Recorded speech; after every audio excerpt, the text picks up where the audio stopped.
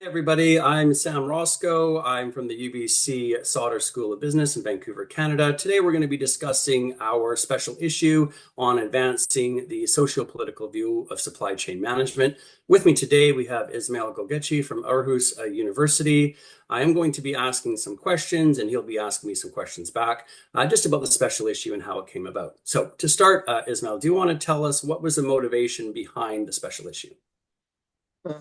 Thank you, Sam, for the nice introduction and starting the conversation. Uh, the motivation behind the special issue, actually, first it was a bit personal. I have been interested in supply chain for a long time, but what I have noticed was the lack of research accounting for the socio-political and geopolitical influences in the global supply chain management. And then I thought that it might be a good idea to bring in experts and form a team on this topic to really highlight recent developments in the global supply chain management and also accounting for more macro view, more socio-political and geopolitical view of global supply chain management to better understand how supply chains operate in their social environments, political environments, and embedded in their geographies, so that both practitioners and the scholars can analyze the supply chains, not only focusing on how firms behave, but also how firms behave and supply chains behave in the context in which they are embedded. So that's quite a short summary of the motivation behind the special issue. Then I would like to ask you, can you tell a little bit more about our introductory article?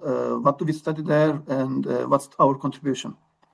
Okay, yeah, thanks, Ismail. So I think what you said was important about taking a more macro view of supply chains. I think one of the things that us as a team, when we were writing the special issue introduction paper, what we realized is that over the past decades, supply chain management has emerged, of course, and grown as a field.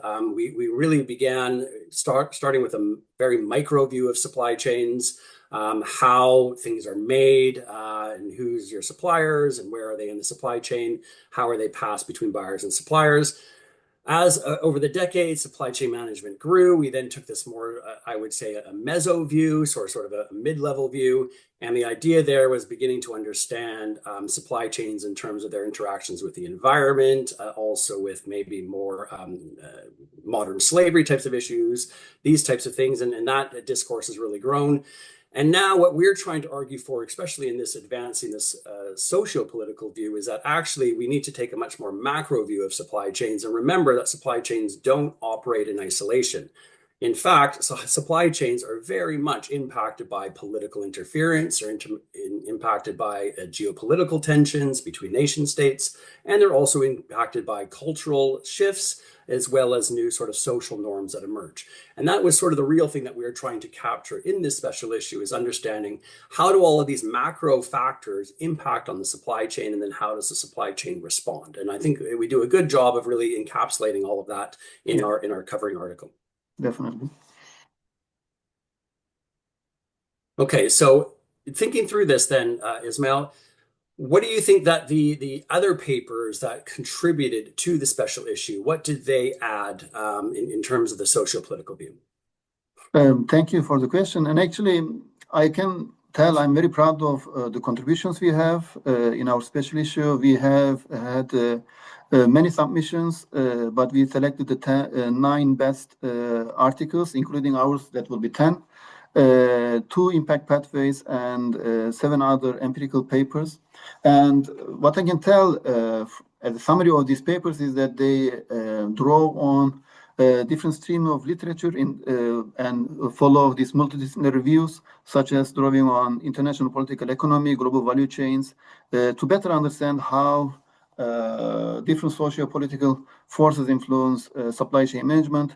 For example, we have articles on friendshoring, and then also how companies navigate through geopolitical risk. Also, another one on another one on supply chain concentration to understand how firms respond to socio-political changes. Also, resilient supply chains, as well as how supply chain design takes place in war zones, like the case of Ukraine.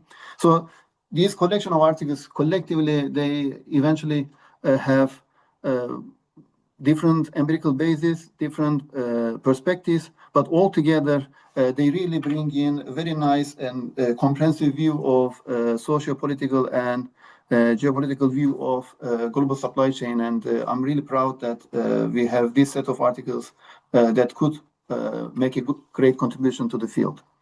And finally, perhaps you can just summarize our contribution of the special issue to the broad scholarly academic community. Yeah, thank you, Ismail. So I think in terms of what the contribution the special issue makes is it's really stressing that we need to understand, again, these interactions between the macro factors, the social factors, the cultural factors, and the political factors, and how they impact how supply chains are formed. I mean, we're seeing this in real life right now with the new US administration and the implementation of tariffs that has created really a shifting world order. We are seeing new trading blocks beginning to emerge. We're seeing a decoupling, even more so between the US and China. We are seeing other nations beginning to form into their own trading blocks that they may never have done before these tariffs were introduced by the United States. And that has dramatically began to change how supply chains are configured. So it has become very obvious and apparent that political actions have ramifications on supply chains, but also social norms begin to change as a result. People begin to view different nations differently. We can see that between the US and Canada. There have been big shifts in how the nations who were used to be best of friends now view each other. And that also begins to impact supply chains, where people buy Canadian, buy American, and all that begins to impact how goods move around the world. So I think in terms of our contribution, we're really beginning to pick up on that view and really begin to cement this into the supply chain management discourse.